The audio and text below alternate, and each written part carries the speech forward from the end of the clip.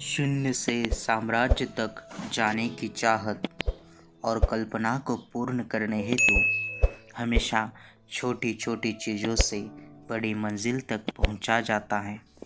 कुछ मुट्ठी भर लोग जो बरसों से गुलामगिरी की जिंदगी और दो रोटी के लिए जीने वाले लोगों के दिलों में अपना खुद का साम्राज्य खड़ा करने की इच्छा निर्माण करना और उसकी शुरुआत तोरना किले से अपने आधिपत्य में लेने के लिए बनाई गई योजना और उसको सटीकता पूर्ण करना और स्वराज का तोरण बांधना, तोरना किला फतेह करना, ये एक अविश्वसनीय भरी कहानी को जानेंगे हम इस वीडियो में।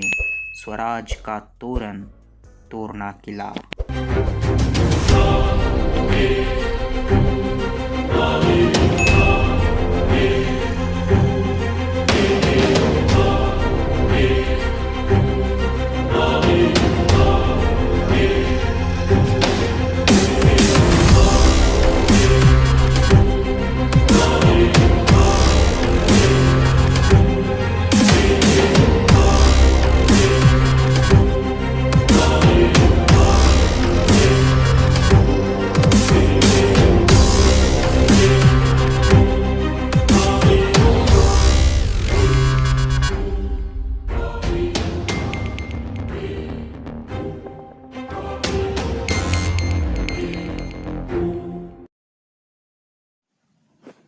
रायरेश्वर के मंदिर में छत्रपति शिवाजी महाराज और उनके मावलों ने मिलकर स्वराज्य की स्थापना करने की शपथ ली।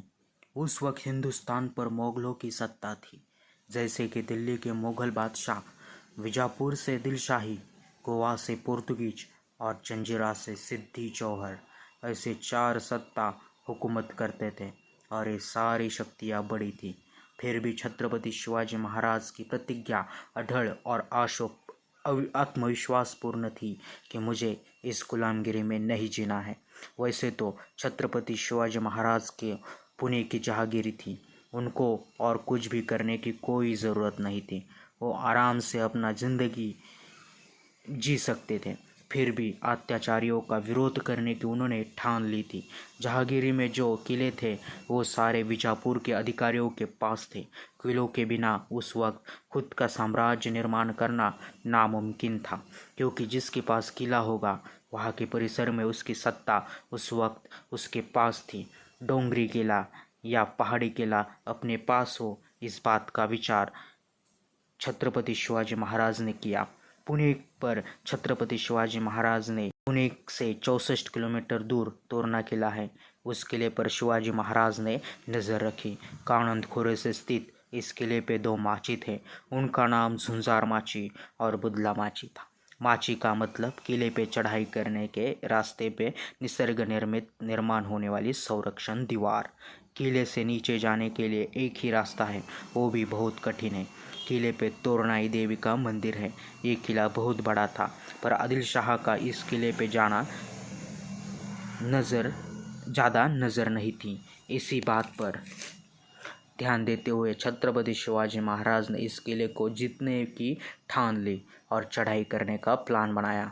कुछ मावलों को साथ लेकर छत्रपति शिवाजी महाराज कानंद खोरे में उतर गए।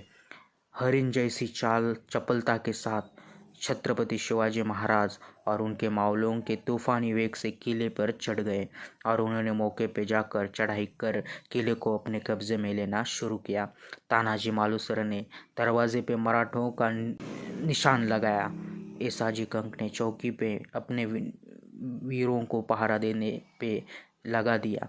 किले को कब्जे में ले लिया। सबने हर हर महादेव की घोषणा से पूरे परिसर को गूंजा दिया और इस तरह छत्रपति शिवाजी महाराज स्वराज्य के सपने में पहला अध्याय लिख दिया और स्वराज्य का तोरण बांधा। आगे जाके छत्रपति शिवाजी महाराज ने इस किले को प्रचंडगढ़ नाम दे दिया।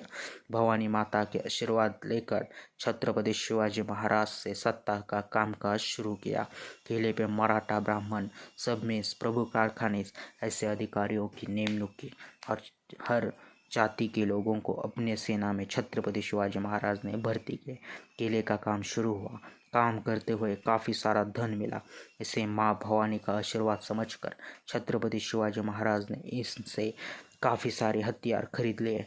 इस तरह स्वराज्य की स्थापना करने की शुरुआत हो गई।